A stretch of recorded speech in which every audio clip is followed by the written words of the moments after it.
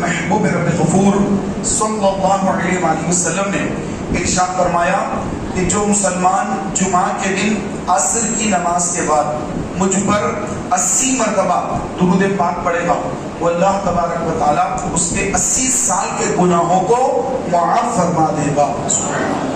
ایک مرتبہ مل کر بآواز بلند درود پاک پڑھ لیجیے. اللہم صلی علی سیدنا و مولانا محمد وعلی آل سیدنا و مولانا محمد وبارک وسلم. صلو علیہ صلاۃ و سلام علیک یا سیدی یا رسول اللہ صلی اللہ تعالی علیہ وآلہ وسلم. محترم بھائیو، یہ ابھی میں نے قرآن پاک کی جو آیتیں تلاوت کی ہیں یہ سورۃ الجمعہ کی ہے جو 28ویں پارے میں ہے. سورۃ الجمعہ میں اللہ تبارک و تعالیٰ عز و جل ارشاد فرماتا ہے کہ اے ایمان والو، جب جمعہ کے دن اذان کہی جائے تو نماز کے لیے دوڑو، نماز کے لیے لپکو، نماز کے لیے جاؤ اور خرید و فروخت چھوڑ دو، یہ تمہارے لیے بہتر ہے اگر تم سمجھو. اور جب ان لوگوں نے کوئی تجارت دیکھی یا کھیل دیکھا تو آپ کو چھوڑ کر چلے گئے، ان کے لیے تو بہتر تھا کہ وہ نماز پڑھتے اور تمہاری بارگاہ میں حاضر رہتے. اور اللہ بہترین رزق دینے والا ہے. تو یہ معاملہ یہ سورۃ الجمعہ اس لیے نازل ہوا کہ آقا علیہ الصلوۃ والسلام نماز جمعہ کے لیے مسجد نبوی شریف میں تشریف لائے اور خطبہ دینے کے لیے ممبر پر جلوہ افروز ہوئے. آقا علیہ السلام ممبر پر جلوہ افروز ہے تو اس زمانے میں 5 سالی کا زمانہ اور ہر چیز دستیاب نہیں ہوتی. تو جب کوئی تجارتی قافلہ آتا تو لوگ جلدی کرتے جا کر سامان پہلے خرید لیتے اور جو لیٹ ہو جاتا اس کو سامان نہیں ملتا، پھر دوسرا قافلہ مہینوں بعد آتا تو لوگ مہینوں پریشان رہتے. کیونکہ آج جیسا ٹرانسپورٹیشن ہے پہلے ایسا نہیں تھا، بڑی تکلیفوں میں لوگ زندگیاں گزارتے تھے. تو جیسے آقا علیہ السلام ممبر پر جلوہ افروز ہوئے تو وہاں سے شور کی آواز آنے لگی. لوگوں کو معلوم ہو گیا کہ باہر تجارتی قافلہ آیا ہوا ہے اور تجارتی قافلہ اب سامان اونٹوں پہ سے نیچے اترے گا اور لوگ خریدیں گے جا کر. اگر ہم لیٹ ہو گئے نماز پڑھنے میں تو پھر ہم کو پھر دوسرا قافلہ آنے تک مشکل ہو جائے گی. تو لوگ آقا علیہ السلام کو خطبے میں چھوڑ کر لوگ مسجد سے باہر نکلے سامان خریدنے کے لیے. خطبہ ارشاد فرما رہے ہیں، لوگ باہر نکلے. تو پیارے بھائیوں، یہ آیت اللہ نے اس لیے نازل فرمائی کہ لوگوں کو تربیت کرے، لوگوں کو سکھائے کہ یہ جو قافلہ ہے، یہ جو کھیل ہے، یہ جو کچھ بھی ہے، یہ اس سے بہتر تمہارا مسجد میں نماز پڑھنا ہے. اس سے بہتر حضور کی بارگاہ میں حاضر رہنا یہ تمہارے لیے بہتر ہے. اور تمہیں رزق کا ڈر ہے، رزق کا خوف ہے کہ ملے گا نہیں ملے گا، سامان ختم نہ ہو جائے، ہمیں دشواری نہ ہو جائے، تو گھبرانے کی کوئی ضرورت نہیں ہے. رزق دینے والے تو ہم ہیں. واللہ خیر الرازقین، اور اللہ بہترین رزق دینے والا ہے. گھبراؤ مت، ڈرو مت، پریشان مت ہو رزق کی خاطر، بلکہ مسجد میں حاضر رہو، نماز ادا کرو اور میرے محبوب کی بارگاہ میں حاضر رہنا تمہارے لیے سب سے بہتر ہے. تو یہ تعلیم اور یہ تربیت اللہ تبارک و تعالیٰ نے سورۃ الجمعہ میں عین جمعہ کے لیے قیامت تک کے مسلمانوں کے لیے یہ تربیت فرما دی مولا تعالیٰ نے کہ جب اذان کہی جائے تو اپنے کام کاج کو چھوڑ دو، اپنی ہر مصروفیت کو چھوڑ دو. کھیل کود میں مصروف ہے، کھیل کود چھوڑ دو، تجارت میں ہے تجارت چھوڑ دو، سب ختم کر دو اور سیدھا کہاں آؤ؟ مسجد میں آ جاؤ، نماز ادا کرو. فَإِذَا قُضِيَتِ الصَّلَاةُ فَانتَشِرُوا، اور جب نماز سے فارغ ہو جاؤ تو زمین پر پھیل جاؤ، تجارت میں مشغول ہو جاؤ، کاروبار کرو. نماز جمعہ کے بعد پھر اب کاروبار کرو. یہ حکم دیا گیا سورۃ الجمعہ کے اندر. محترم پیارے بھائیوں، اللہ تعالیٰ نے جمعہ کی نماز مسلمانوں پر فرض فرمائی، لیکن چند لوگوں پر جمعہ فرض نہیں ہے.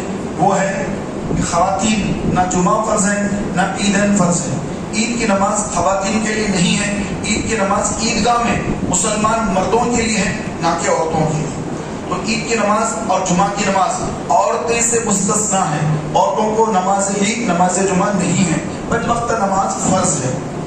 اور بیمار، ایک آدمی بیمار پڑ گیا، مسجد کو کہاں سے آئے گا؟ بیمار ہے تو اس کو بھی جمعہ معاف ہے، ظہر معاف نہیں ہے. بستر پر ہے دوا خانے میں ایڈمٹ ہے، تب بھی ظہر کی نماز اس کو پڑھنا ہی پڑھنا ہے، نماز ظہر معاف ہے، جمعہ معاف ہے۔ اور اسی طرح کوئی سفر پہ ہے، سفر پہ نکل گیا تو مسافر ہے، تو مسافر کو بھی اللہ نے نماز جمعہ فرض نہیں فرمائی، نماز جمعہ مسافر کے لیے بھی نہیں ہے، بلکہ وہ ظہر کی نماز قصر پڑھے گا، 4 کے بجائے 2 رکعت نماز پڑھے گا۔ اور جو قیدی ہے جس کو جیل ہو گئی، جیل کے اندر ہے، قید میں ہے، سجین میں ہے، تو جیل میں جو قیدی ہے اس قیدی پر بھی جمعہ واجب نہیں ہے، کیونکہ وہ نماز جمعہ کے لیے مسجد میں کہاں سے آئے گا، وہ تو جیل کے اندر ہے، تو جیل کے اندر ہی ظہر کی نماز پڑھے گا، نہ کہ جمعہ پڑھے گا۔ اور اسی طرح کوئی تیماردار ہے، پیشنٹ کا اٹینڈر ہے، پیشنٹ اس کا اٹینڈر ہے، اب پیشنٹ کا جو اٹینڈر ہے تیمارداری کرنے والا ہے، اگر وہ بیمار کے پاس سے ہٹے گا تو بیمار گھبرائے گا، پریشان ہوگا، بیمار اکیلا گھبرائے گا، تو اس اٹینڈر، اس تیماردار پر بھی جمعہ واجب نہیں، بلکہ وہ ظہر کی نماز ادا ہے۔ تو یہ چند لوگ ہیں جن کو اللہ تعالیٰ نے جمعہ سے مستثنی رکھا، باقی ہر ایک کے اوپر جمعہ فرض بلکہ فرض عین ہے، اور جو اس کا انکار کرے وہ کافر ہے۔ تو پیارے بھائیوں، جمعہ کے بارے میں آقا علیہ السلام نے ارشاد فرمایا کہ جب جمعہ کا دن آتا ہے، کیونکہ آج الوداع جمعہ ہے، رمضان شریف کا آخری جمعہ ہے، اکثر آخری عشرے کے 10 دنوں میں 2 جمعہ آتے تھے، لیکن اس سال یہ ہوا کہ ایک ہی جمعہ آیا آخری عشرے میں، کیونکہ آخری عشرے کا اعتکاف چل رہا ہے، تو اعتکاف میں لاسٹ ایئر 2 جمعے آئے تھے، تو 2 جمعوں میں سے جو آخری جمعہ تھا وہ الوداع جمعہ تھا، لیکن اب اس عشرے میں ایک ہی جمعہ آیا ہے اور یہ جمعہ الوداع جمعہ ہے۔ اب اس کے بعد کوئی جمعہ نہیں، اب اس کے بعد پھر رمضان کا اختتام ہے، رمضان کی جولائی ہے، اور پھر عید ہی آئے گی، اب اور کوئی جمعہ نہیں آئے گا۔ پیارے بھائیوں، آقا علیہ السلام نے ارشاد فرمایا کہ جب جمعہ کا دن ہوتا ہے تو اللہ تعالیٰ فرشتوں کو زمین پر بھیجتا ہے کہ آج جمعہ کا دن ہے، میرے محبوب کی امت جمعے کی نماز کو مسجدوں میں آئے گی، تو لہٰذا فرشتوں تم زمین پر اتر جاؤ اور جا کر مسجدوں کے پاس ٹھہر جاؤ، دروازوں کے پاس ٹھہر جاؤ، اور جیسے میرے محبوب کی امتی مسجد میں آنا شروع ہو جائیں تم ان کے نام لکھنا شروع کر دو، ان کے والد کا بھی نام لکھو، ان کا نام، ان کے والد کا نام لکھو، اور جو پہلے وقت میں آئے ان کو ایک اونٹنی قربان کرنے کا ثواب لکھ دو۔ اول وقت کون سا ہے؟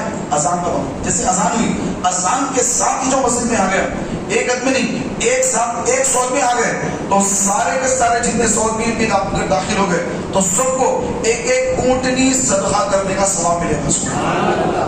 اور پھر آقا علیہ السلام نے خبر دی کہ پھر اس کے بعد جو لوگ آئیں گے اول وقت میں آ گئے، یعنی مثال کے طور پہ اذان ہوئی، یہاں پر اذان 2:15 کو ہوئی، 2:15 کو جو آ گئے ایک اونٹنی قربانی کرنے کا ثواب ان کو مل گیا۔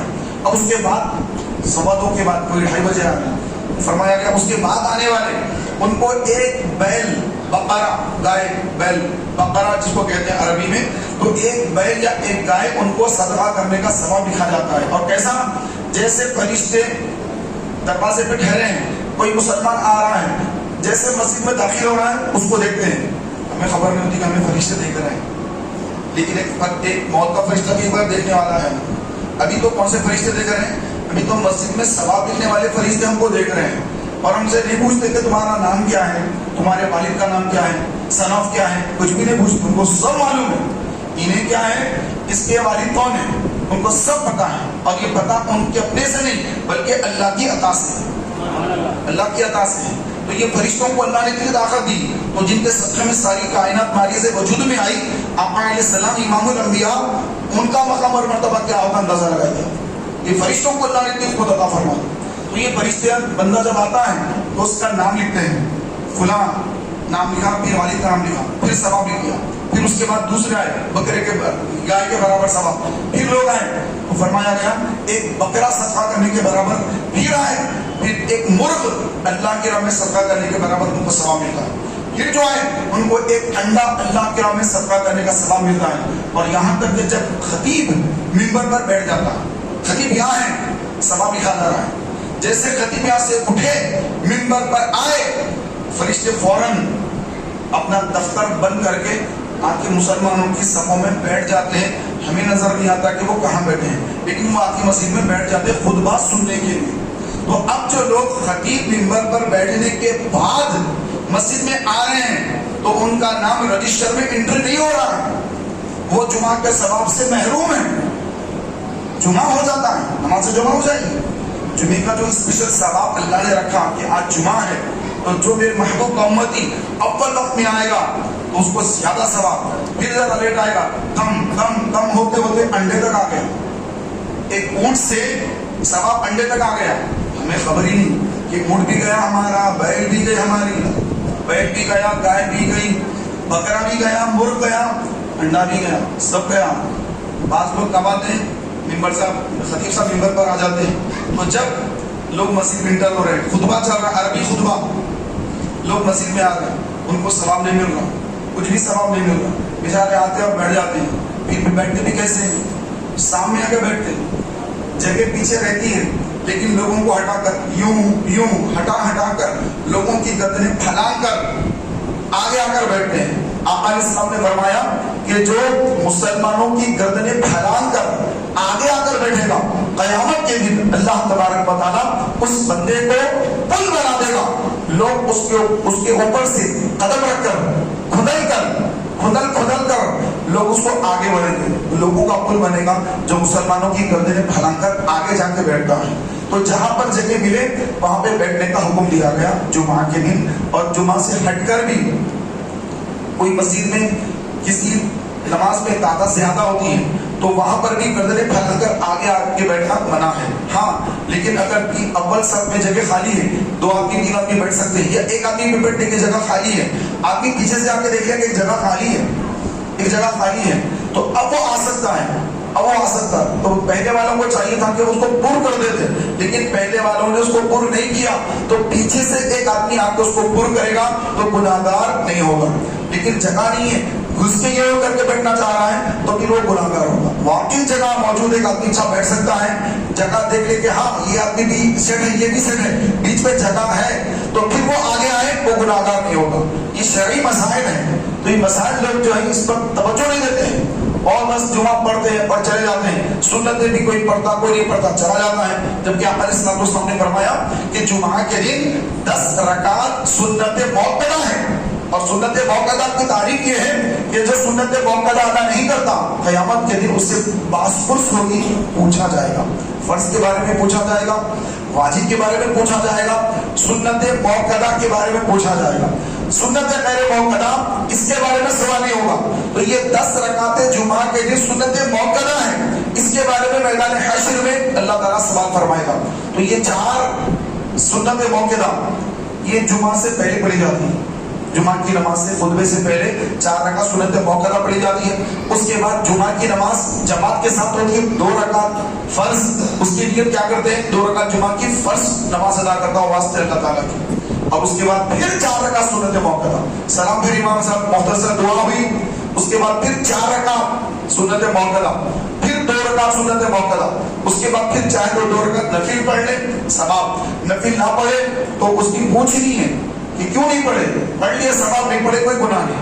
लेकिन 10 रकात सुन्नत मुअक्कदा का पढ़ना हर मुसलमान के लिए सुन्नत है, जरूरी है, सुन्नत मुअक्कदा है। नियत क्या करे, नियत ये करे 4 रकात सुन्नत मुअक्कदा जुमा की पढ़ता हूँ, 4 रकात सुन्नत मुअक्कदा जुमा की पढ़ता हूँ, फिर 2 रकात आखिरी में पढ़ लें, 2 रकात सुन्नत मुअक्कदा जुमा की पढ़ता हूँ, ये नियत करे। ये नमाजों के अंदर लोग पता नहीं कौन सी नियत कर लेते हैं, नियत तो जुमा की करना चाहिए, पता नहीं जोहर की नियत करते होंगे अक्सर लोग, तो ऐसे पता चलता है कि जोहर की नियत कर रहे हैं, तो जोहर नहीं है, ये जुमा है, तो जुमा की नियत करें, फर्ज में भी जुमा की नियत करें, सुन्नतें पढ़ लें, सुन्नतों में भी जुमा की नियत करें, क्योंकि अब जुमा की सुन्नतें पढ़ें, जोहर की तो 4 सुन्नत 4 फर्ज 2 सुन्नत तो नफिल हो जाती है, 4 सुन्नत तो नहीं होती जमात के बाद। ये जुमे में ही है कि 2 रकात फर्ज नमाज को फिर 4 रकात सुन्नत मुअक्कदा, ये जुमा में ही है, तो इसके लिए जुमा ही की जाती है, ये तरीका इसका। तो प्यारे मोहतरम भाइयों, हमारे आका ने सल्लल्लाहु अलैहि वसल्लम ने फरमाया कि जब जुमा के दिन अल्लाह तबारक व तआला से वजल जब किसी को मौत देता है, मौत आती है, जुमा का दिन है, मौत आती है, तो फरमाया कि अल्लाह तबारक व तआला उसकी मौत की तलखियां, मौत की सख्तियां खत्म कर देता है और कब्र का अजाब खत्म कर देता है, होता ही है कब्र का अजाब। और फरमाया क़यामत के दिन अल्लाह ताला उसको बिला हिसाब दाखिल जन्नत फरमा देगा जो जुमा के दिन मरता है। और रमजान में मरने की भी ये फजीलत है, जुमा में मरे या रमजान में मरे, تو اس کو جہنم سے بچا لیا جائے گا, جنت میں داخل کر دیا جائے گا. تو یہ عظیم موت ہے. جن کو جمعے کی موت آ رہی ہے, جن کو رمضان کے مہینے میں موت آ رہی ہے, یہ بڑے خوش نصیب ہیں. مرنا تو ہر ایک کو ہے, موت تو ہر ایک کو آئے گی, کوئی دنیا میں باقی نہیں رہے گا. کل من علیہا فان, ہر ایک کو فنا ہونا ہے. کل نفس ذائقۃ الموت, ہر نفس کو موت کا مزہ چکھنا ہے, تو ہر ایک کو مرنا ہے. لیکن جس کو جمعہ کے دن موت آ جاتی ہے تو اس کے تو وارے نہیں آ رہے ہیں, اس کی تو قسمتوں کی معراج ہے, وہ تو قسمت کی بلندیوں پر ہے. یہ جمعے کے دن موت آ گئی. میرے پیارے بھائیوں, آقا علیہ السلام نے فرمایا کہ جب رمضان میں جمعہ آتا ہے تو اللہ تعالیٰ اول وقت سے ہی, یعنی شب جمعہ سے ہی, ہر ساعت میں, ساعت کہتے گھنٹے کو, ہر ساعت میں, ہر گھنٹے میں اللہ تبارک و تعالیٰ 10 لاکھ ایسے گناہگار مسلمان جن پر گناہوں کی وجہ سے جہنم واجب ہو چکا تھا, ان کو جہنم سے آزاد فرما دیتا ہے. ہر ساعت میں. کتنی ساعتیں, ساری رات گزر گئی, دن آ گیا, اب دن ڈھل رہا ہے, 3 بجنے والے ہیں, پھر مغرب تک 6:30 بجے تک ہر ساعت میں ایسے 10 لاکھ گناہگار جہنم سے آزاد ہو رہے ہیں جن پر گناہوں کی وجہ سے انہوں نے اپنے اوپر جہنم واجب کر لیا. تو ایسے گناہگاروں کو رب تعالیٰ رمضان کے ہر جمعے میں بخشتا ہے. اور جب 30 رمضان چاند رات آتی ہے, اللہ تعالیٰ پورے رمضان میں جتنے بخشے گئے, یہ تو جمعے کی ہر ساتھ میں روزانہ افطار کے وقت بھی 10 لاکھ گناہگاروں کی مغفرت ہوتی ہے. تو جتنے رمضان میں بخشے گئے, سبحان اللہ, ان کی مجموعی تعداد کے برابر چاند رات کو اللہ تعالیٰ مسلمانوں کی مغفرت فرما دیتا ہے. سبحان اللہ, کیا اللہ کی رحمت ہے کہ مولا تعالیٰ عز و جل نے اتنی ہم پر کرم نوازی فرمائی کہ رمضان جیسا مبارک مہینہ عطا فرمایا. ایک نیکی پر 70 نیکی کا ثواب, اور مکے میں نیکی کرتے تو ایک نیکی 1 لاکھ نیکی کے برابر. تو مکے کو جانا پڑتا ہے, پاسپورٹ بنانا, ٹکٹ نکالنا, پھر یہاں سے وہاں سفر کر کے جانا. اس دور میں تو پانی کے جہاز, اکبر نام کا جہاز تھا, پانی کا جہاز, لوگ اس پر جاتے, کئی دنوں کا سفر ہوتا. بعض وقت اس کے اندر جو ہے طوفان آ جاتا, ہوائیں چلتی, لوگ گھبرا جاتے. اور آج بھی فلائٹ میں جاتے ہیں, لوگ گھبراتے کہ فلائٹ کوئی نیچے اوپر نہ ہو جائے, کہیں فلائٹ کے اندر کچھ مسئلہ نہ ہو جائے. تو اتنا سفر طے کر کے جانا, اور پھر وہاں پہنچنے کے بعد, مکے میں جانے کے بعد اب ثواب بڑھ گیا ہے. تو مکہ بلا کر دیتا ہے, رمضان آ کر دیتا ہے. سمجھ لیجیے رمضان کیا ہے, رمضان آ کر دینا ہے. آپ کے گھر آ گیا رمضان, آپ کے محلے میں رمضان, آپ کے گھر میں رمضان, آپ کے کمرے میں رمضان, آپ کے محلے کی مسجد میں رمضان, آپ کے محلے کی جامع مسجد میں رمضان. رمضان آ کر نوازتا ہے. آقا علیہ السلام نے فرمایا جس نے رمضان کا حق ادا نہ کیا, رمضان اس کی بھی شفاعت نہیں کرے گا. اور رمضان کا جس نے حق ادا کر دیا, کیا ہے رمضان کا حق؟ رمضان کا حق یہ کہ رمضان کے روزے رکھے جائیں, رمضان میں قرآن پڑھا جائے, کیونکہ رمضان میں قرآن نازل ہوا, شب قدر میں قرآن نازل ہوا. تو اس مہینے کو نسبت قرآن سے ہے. تو جو دن میں روزہ رکھے, رات میں قرآن پڑھے, تو کل قیامت کے روز یہ رمضان کا مبارک مہینہ اس بندے کی اللہ کے حضور سفارش کرے گا, اس کے لیے شفاعت کرے گا. اور اللہ تعالیٰ رمضان کی شفاعت کو کبھی ٹھکرائے گا نہیں, کبھی اس کو نامنظور نہیں کروائے گا, رد نہیں کروائے گا, بلکہ اللہ اس کو قبول فرمائے گا. آقا علیہ السلام نے فرمایا کہ ایک دروازہ ہے جنت کا جو ایک وقت کے لیے کھلے گا, بند ہوگا, اس کا نام باب الریان ہے. صرف رمضان کے روزے دار اس دروازے سے داخل جنت ہو جائیں گے. سارے روزے دار جب داخل ہو جائیں گے دروازہ بند ہو جائے گا.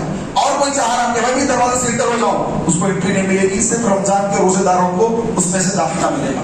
محترم بھائیوں, اللہ تبارک و تعالیٰ نے امت مصطفیٰ پر بڑے احسانات فرمائے, رمضان عطا فرمایا. اور رمضان کے مہینے میں آخری عشرے میں ایک رات عطا فرمائی, اس کو لیلۃ القدر کہا گیا. بڑی فضیلت والی رات بیان کی. آقا علیہ السلام نے فرمایا کہ جو اس رات میں عبادت کر لے تو وہ خوش نصیب ہے, اور جو عبادت نہ کرے وہ محروم ہی ہے.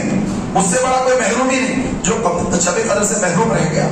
آقا علیہ السلام نے فرمایا کہ آپ ایک بار اپنے حجرے سے باہر آئے, اس شب قدر لوگوں کو بتائیں گے. تو لوگ جھگڑا کر رہے تھے, آپس میں لڑائی ہو رہی تھی, مسلمانوں کی فائٹنگ ہو رہی تھی, لڑائی ہو رہی تھی. آقا علیہ السلام رک گئے, فرمایا کہ میں شب قدر کون سی شب ہے یہ بتانے کے لیے آیا تھا, لیکن آپس میں 2 مسلمان جھگڑا کر رہے تھے تو اللہ نے مجھ سے اس بات کو بھلا دیا, اللہ نے بھلا دیا. آقا کے ذہن مبارک سے اللہ نے بھلا دیا. پھر آقا علیہ السلام نے فرمایا کہ اب تم شب قدر کو ماہ رمضان کے آخری عشرے کی طاق راتوں میں تلاش کرو. 21 23 25 27 29 یہ طاق راتیں ہیں. ان راتوں میں سے ایک رات شب قدر ہے. اور پھر قرآن نے کیا فرمایا؟ اِنَّا أَنزَلْنَاهُ فِي لَيْلَةِ الْقَدْرِ وَمَا أَدْرَاكَ مَا لَيْلَةُ الْقَدْرِ. بے شک اللہ نے قرآن کو لیلۃ القدر میں نازل کیا. اور تم نے کیا جانا لیلۃ القدر کیا ہے؟ لیلۃ القدر خیر من الف شہر. یہ لیلۃ القدر یہ 1000 مہینوں سے بہتر ہے. کہ آدمی اس رات عبادت کر لے تو 1000 مہینوں سے زیادہ عبادت کا اس کو ثواب ملے گا. 1000 مہینے یعنی 83 years 4 months. 83 سال 4 مہینے. 83 سال عمر کی اگر کسی کی زندگی ہو اور وہ 83 سال 4 ماہ تک مسلسل عبادت کرتا رہے تو کیا مخاطب کیا مرتبہ اس کو اللہ تعالیٰ عطا فرمائے گا. اور یہاں پر ایک رات عبادت کرنے پر 83 سال 4 ماہ کی عبادت کا ثواب. اب جتنے رمضان ملے, ہر رمضان میں شب قدر حاصل کر لیا تو کتنے 60 سال کی عمر تھی. 60 سال میں 15 سال بلوغیت سے پہلے کے تھے, بالغ نہیں ہوا تھا. 15 سال کے بعد بالغ ہو گیا تو 45 سال ہر سال جس کو شب قدر مل گئی. آپ اندازہ لگائیے 45 سال اور 45 راتیں اس کو ملی. 45 راتوں کو پھر آپ 84 سال 83 سال 4 ماہ سے انٹو کریے, پتہ نہیں کتنے سالوں کی عبادت کا ثواب ہوگا اللہ جانے. تو یہ صرف اور صرف حضور علیہ السلام کی امت کو ملا. نہ ابراہیم علیہ السلام کی, نہ موسیٰ علیہ السلام کی, نہ عیسیٰ علیہ السلام کی, نہ نوح علیہ السلام کی. کسی امت کو یہ فضیلت, یہ راتیں, یہ مہینے کسی کو عطا نہیں ہوئے. صرف اور صرف حضور علیہ السلام کا صدقہ ہے جو اللہ نے ہمیں عطا فرمایا. تو پیارے بھائیوں, یہ شب قدر پانا ہے.